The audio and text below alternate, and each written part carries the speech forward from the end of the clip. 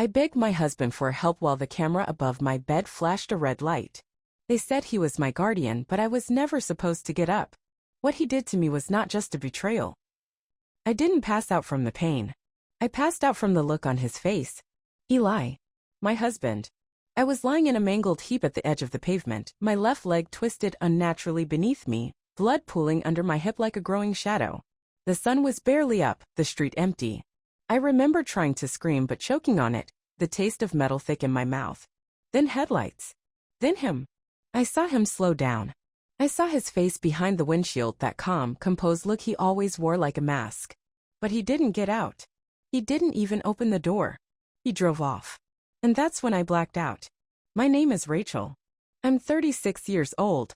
I used to be an ER nurse in San Diego, the kind who didn't flinch when blood hit her scrubs or when someone flatlined in front of her. But none of that strength prepared me for what came next.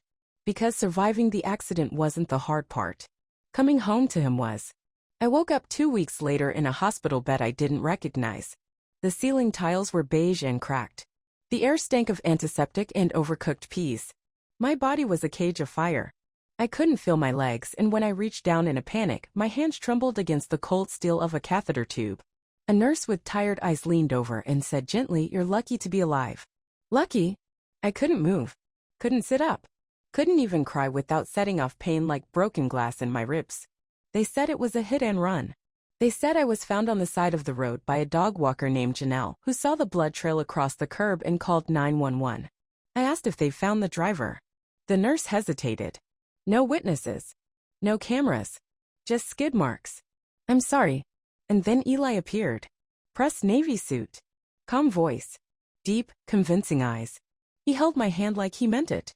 "I'm here now," he whispered. "You're safe." I wanted to believe him. I needed to. He looked like the man I married, steady, responsible Eli, the one who made grilled cheese for the kids while I pulled 12-hour trauma shifts. The one who rubbed my back when I came home shaking after losing a child on the table. The one who told me I was his compass. But something was missing from his eyes that day. Something I didn't have the strength to name. He told the doctors we'd handle my recovery at home. That he wanted me close, comfortable, surrounded by family. He promised I'd be treated like a queen. I clung to those words like a life raft. Because what else did I have? When I was discharged, it was raining. Eli pushed my wheelchair silently through the drizzle, my hospital bag on my lap, soaked and sagging. I remember asking if the kids were excited to see me. He just said, "They'll need some time." A lot's changed. We pulled into the driveway of our 2-story house, the one with the white shutters and purple tulips Lila helped plant in the spring. But we didn't go through the front door. He wheeled me to the side of the house. Toward the garage. I thought maybe we were dropping something off. Then I saw the hospital bed. Cold cement floor. One narrow window above the tool bench. A small fridge in the corner and a plastic chair beside the bed. The walls still smelled like paint thinner and oil. "This is temporary," Eli said. "More practical for now. Closer to the driveway in case of emergencies. We can remodel later." I didn't argue. I was too tired, too broken, too ashamed of needing help to question it. But when I reached for the inside of the garage door and found no handle, just a keypad, something in my chest tightened.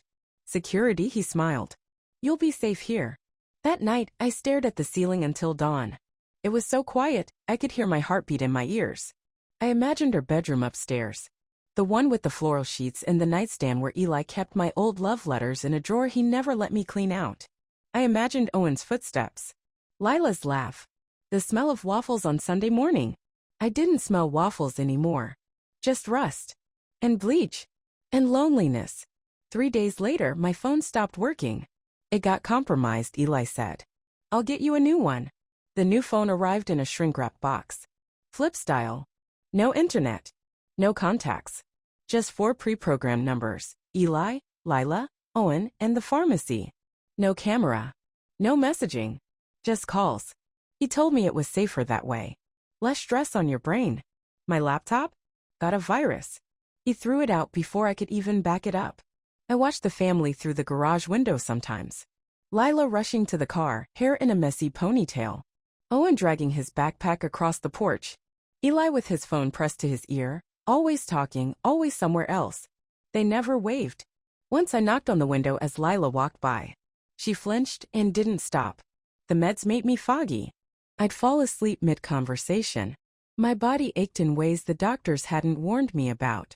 When I asked Eli about the side effects, he said the doctor adjusted my dosage. That it was normal. I believed him. What choice did I have? But one night I woke up around midnight. Drenched in sweat, mouth dry, head spinning, and I heard it. Laughter. Not kids' laughter. Not Eli's deep chuckle. It was light, flirtatious, feminine. Then a man's voice. Not Eli's. I froze. Wheeled quietly toward the door. Pressed my ear against the wood. Silence. No more voices. No footsteps. Nothing. I waited 10 full minutes before moving again. Maybe I imagined it. Maybe the meds were messing with my head. That's what Eli would say. The next morning I asked him if anyone had come over.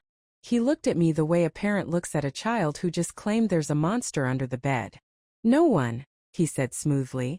You really need to get more rest, Ratch. You get confused when you're tired. I smiled, nodded, let him kiss my forehead, then turned away so he wouldn't see the tears. Because in that moment, something in me shifted. I wasn't recovering. I was being hidden. It started with the blinking light. I was staring at the overhead fixture one afternoon, half asleep, half drugged, trying to remember what real sunshine felt like. The light above the hospital bed buzzed faintly, flickering now and then it blinked. Not a flicker. A pulse. Red. Slow. Deliberate. Like an eye opening and closing.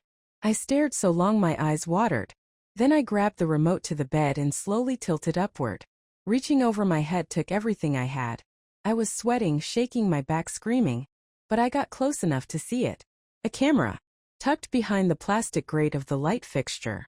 The kind with night vision and a live feed. My stomach dropped. When Eli came home that night, I didn't scream. I didn't even flinch. I waited until he handed me my shake, kissed my forehead and started to walk out. There's a camera in the ceiling, I said quietly. He froze. Just for a second. Then he turned and smiled like it was no big deal. It's for your safety, Rachel. In case you fall when I'm not home. It's connected to my phone. Standard in-home care stuff. Don't worry. I want access to the feed, I said. He tilted his head, smile faltering. That's not really necessary. I still want it. I think the meds are making you paranoid, he said. Voice dipped in that calm condescension that makes you want to scream and cry at the same time. Why don't we talk about it later? He left before I could say another word. I listened to the keypad beep behind him. No handle. Just numbers. Always just numbers. That night I didn't sleep. My mind was sprinting even if my legs couldn't. I thought about every moment I'd been alone in here. Crying. Falling. Using the commode. Begging the ceiling for some kind of answer. And he'd been watching. Why? To protect me? Or to control me? 2 days later, Lila visited. She sat in the chair beside my bed. Legs curled up, hair tangled, chewing her nails. She used to talk nonstop about school, her art, her friends. But now she barely looked at me. I reached for her hand. She flinched. Sweetheart. I whispered. What's wrong? She blinked hard. Look down.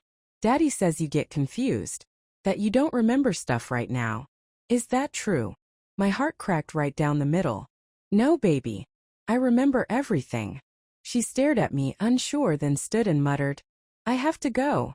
When the door shut behind her, I screamed into my pillow. Not just pain, rage. I was being erased. Rewritten. My children were being told their mother was crazy. And I was starting to believe it too. But then the slip. Owen had been playing in the hallway. I heard him giggling, kicking something around. I called out gently. Owen? Want to come say hi to Mommy? No answer. But 5 minutes later, when I tried the garage door, it clicked. He hadn't shut it all the way. Just a sliver of space. Barely wide enough to see through. I peeked, holding my breath. The living room was dark, but across the hall I saw a soft blue glow. Screens. Monitors. Eli had built a whole damn surveillance setup. 4, maybe 5 screens, all showing different parts of the house. And one feed, I recognized the view instantly, was from above my bed. I snapped the door shut before he came back. I pretended nothing had happened. But my hands wouldn't stop shaking. That night I waited until 2 a.m. The house was dead silent. No footsteps. No voices. Just the hum of the fridge and the slow drip of rain tapping the garage roof. I wheeled myself to the breaker box by the door. I'd studied it earlier, traced every switch with my eyes, memorizing the layout. I flipped the main breaker. Blackness. Screams from the hallway. Shuffling. Doors slamming. Eli's voice cursing. What the hell? Followed by hurried footsteps. I rolled out into the house fast as I could. My heart pounded so loud it drowned out everything else. In the dark, I found the monitor setup. My fingers scrambled across the back of the main unit until I found a USB port. There, a flash drive. I yanked it out and hid it under my shirt just as Eli burst into the room. Power's out, I said flatly. He was panting, shirt half-buttoned. Stay in the garage, Ratch. I'll fix it. I nodded. Let him guide me back in. But in my lap, the key to everything. The next morning, while Eli was out with the kids, I plugged the flash drive into the old loaner laptop I'd hidden behind a stack of gardening books. He didn't know I'd kept it. Said it was useless. Too slow. Maybe, but it worked. And what I saw made me want to vomit. Videos. Dozens of them. Labeled by date and time. They were all of me. One clip showed me slipping off the commode and crawling for help. Another showed me sobbing into my pillow for over 30 minutes, begging Eli to come back with my meds. He never came. Some clips had audio. You're delusional, Eli's voice said, flatly as I cried in one video. Why are you doing this? I whimpered. He didn't answer. But the worst wasn't what he did to me. It was what he did when I wasn't in the room. There was footage of him with a woman. Not a nurse. Not a friend. Camille. He kissed her in the kitchen. Touched her face like he used to touch mine. Told her, just a few more months. She's barely lucid now. The lawyer will take care of it. And then, like it was nothing. She's not your problem. She'll be in a home soon. I sat there staring at the screen, the blue light cold against my face. My hands were ice. My breath came in short, shaking bursts. I wasn't crazy. I wasn't imagining it. He had been building a case against me. To take my kids. To take my life. To make me disappear. I didn't scream. I didn't throw the laptop or pound the walls. I just sat there, breathing like a statue. Cold. Still. Focused. Something in me turned to steel. Eli came home that night with Thai food. He acted like it was a date. Lit a candle on the tray, put my favorite spring rolls in a tiny ceramic bowl like I was a toddler he needed to manage. He kissed my cheek and said, "Look at us, still a team." I smiled. God help me, I smiled. Because now I knew how to play his game. I ate. I drank the shake. I let him tuck me in. But the USB was already in an envelope. Already hidden. I'd written a letter, too short, clear, brutal. I explained everything. I slid it behind the loose baseboard in the corner of the garage, just in case. Plan B. Just in case he got to me first. The next morning, I sent the footage to 3 people. A disability advocate I found through a secret browser on my backup laptop. A lawyer I used to know, someone I once helped stabilize after a car crash. He owed me a favor. And finally, a local journalist who'd written about abuse in long-term care. No subject lines. No explanations. Just the videos. And one message, she's still alive. Help her. Then I waited. 2 days later, I heard Eli on the phone in the hallway. I couldn't catch every word, but one line stuck. She's calmer now. It won't be long. And then he laughed. That laugh, that smug little exhale shook something loose in me. He didn't think I was a person anymore. He thought I was a piece of paperwork. A folder to close. But the door was about to open. That night, around 7:30, there was a knock on the front door. Firm. Intentional. Not a neighbor. I heard Eli curse under his breath. I heard Camille say, "Don't answer it." But he did. I couldn't see what happened, only hear it. But I'll never forget the voice that followed. "Mr. Forrester? Sheriff's Department. We're here on behalf of Adult Protective Services. We need to ask you and your guests to step outside." Camille vanished mid-sentence. I never saw her again. Eli tried to explain. He used words like delusional, fragile, and overwhelmed. But they'd already seen the footage. Every lie he spun, they cut through it with quiet, steady voices. "We've reviewed the video files. Ma'am, we're transferring you to a safe facility tonight. Your sister has temporary custody of the children." I just nodded. I didn't even cry. Not until I was in the back of the van, driving away from that house, the garage shrinking behind me like a bad dream. I remember gripping the side rail of the stretcher and whispering, "I'm not crazy." And for the first time in months, someone nodded and said, "I know." The care facility in Santa Fe smelled like bleach and boiled cabbage. It was cleaner than the garage. Warmer, too. My new room had 2 windows, white curtains, and a bookshelf someone had thoughtfully stocked with old paperbacks. But the bed still had rails. And the silence? It was the same. When the staff wheeled me in that first night, I expected relief. Freedom. Something that felt like breathing again. Instead, I just felt hollow. Because I hadn't just escaped Eli. I'd left my children behind. The next morning, a social worker named Layla came in with a clipboard and a tired smile. She spoke in soft tones like I was made of glass. "Your sister is on her way. She's getting temporary custody. There will be a hearing soon." I nodded. "Until then, communication with your children will be limited." Something inside me cracked. "Why?" I asked sharper than I meant to. "They're my kids." She gave me that look, the one that says this is protocol, not punishment. But to me it felt like punishment anyway. Like the world still saw me through Eli's lens. Fragile, unstable, questionable. It didn't matter that I had proof. That I'd escaped. That I'd exposed him. I was still the woman in the wheelchair who cried at night and needed help to reach the bathroom. That kind of helplessness doesn't disappear overnight. Days passed. My sister Mara arrived with books and soup and hugs that didn't let go. She cried when she saw me. Real tears. Not guilty ones. Just love poured out like she'd been holding it in for a year. She said Lila and Owen were confused. That Eli had told them I was not well. That I needed space to get better. He hadn't just isolated me from them. He'd rewritten me in their minds. He'd made me into a ghost while I was still breathing. I stared at the photos Mara brought me. Snapshots of birthdays I'd missed.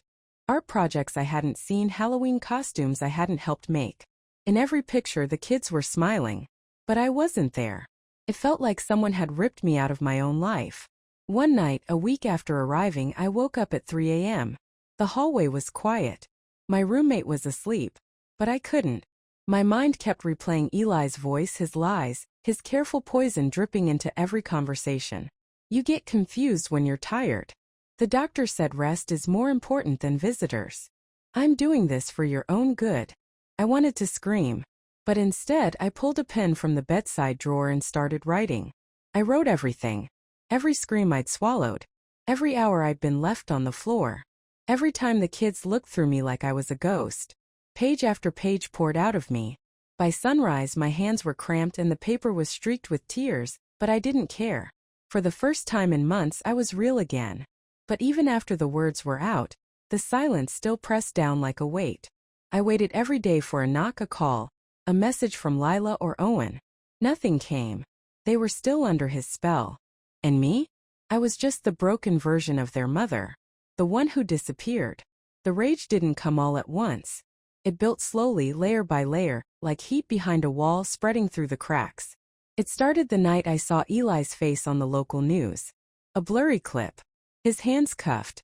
His jaw clenched, still trying to look composed even while the anchor said words like unlawful imprisonment, domestic exploitation, and fraud. But it wasn't justice that made me burn. It was the anchor's closing line. Mr. Forrester's attorney claims his wife was mentally unfit for home care, and that her allegations are being exaggerated as part of an emotional breakdown. There it was again. That word. Unfit. As if everything I'd survived, everything I fought through, made me less believable. I turned off the TV. And I snapped. I sat up in my bed, pulled out the notebook I'd filled with scribbled memories, and grabbed the care facility's shared laptop. I hadn't used a keyboard in months. My fingers were stiff. But I forced them to move. I opened a blank blog, gave it a name without thinking. The Woman in the Garage.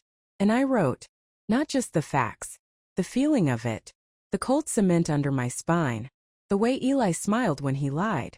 The ache in my arms from crawling after falling off the commode.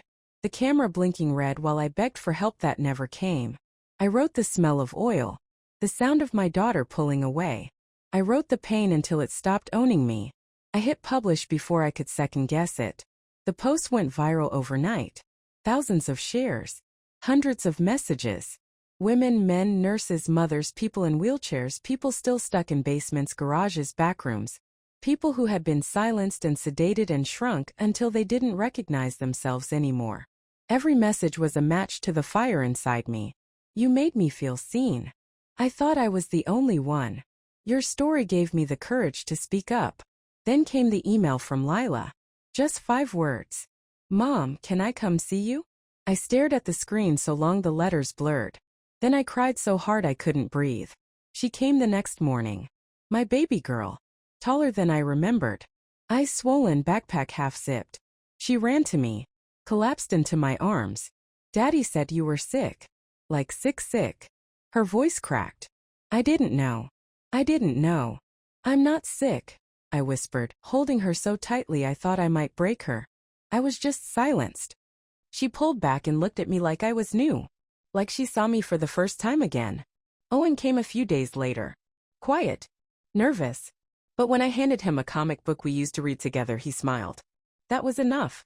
My sister Mara took over from there, filed paperwork, found me a lawyer, made hot cocoa like we were kids again. She let me sleep in her guest room for the weekend just so I could smell something other than bleach. I still couldn't walk. But I wasn't trapped anymore. Eli? He was fighting every charge. Of course he was. But he didn't matter anymore. Not really.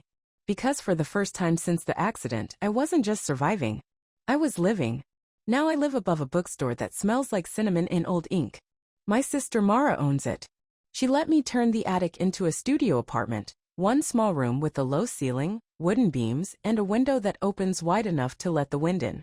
The first time I unlocked that window, I cried. Because it hit me, no one could lock it from the outside. No keypads. No cameras. No one watching me fall and pretending it was care. Just there. Fresh and mine. Some mornings I wake up before sunrise and will over to the window, blanket around my shoulders, coffee in my lap. I watch the sky bleed from purple to gold and I think, I lived.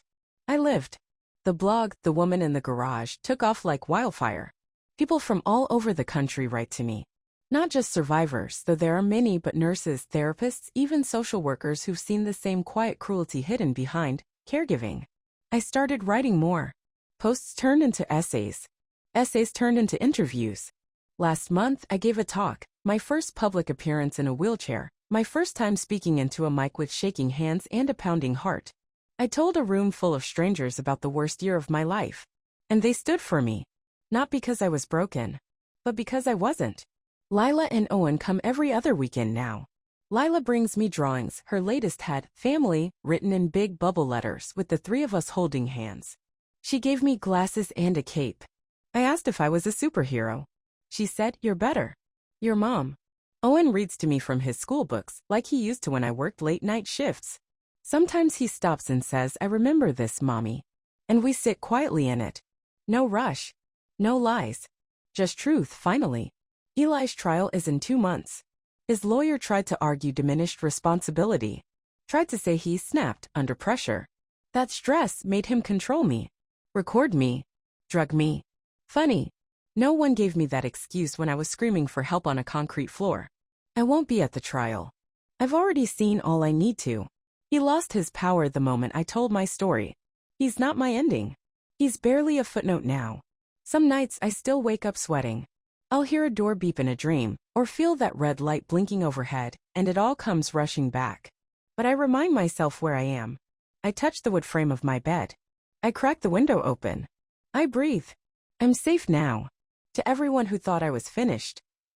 To the people who called me delusional, or dramatic, or weak. To Eli, if you ever find this post. I forgive you. Not for your sake. For mine. Because I'm not carrying your rot any longer. I'm not living in the prison you built for me. And I'm done shrinking myself to fit inside anyone else's comfort. You tried to silence me. But I found my voice. And now? I use it. Every damn day.